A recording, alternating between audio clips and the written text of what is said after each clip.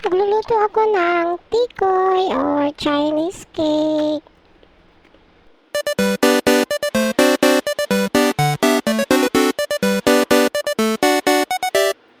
I-slice ko muna siya at yung iba itatabi ko para sa susunod meron akong lulutuin ulit. Dahil hindi ko naman maubos yung isang piraso. Ayan, isang itlog lang ang gagamitin ko. Oops, mayroong eggshell. Kunin muna natin.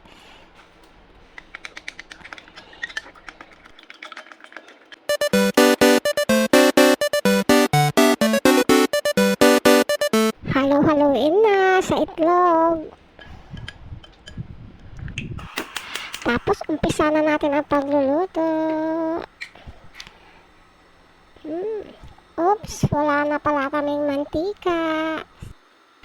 Kasya na siguro ito. Umpisa na natin. Ayan na ang tikoy. Alam ko takam na din kayong kumain ng tikoy.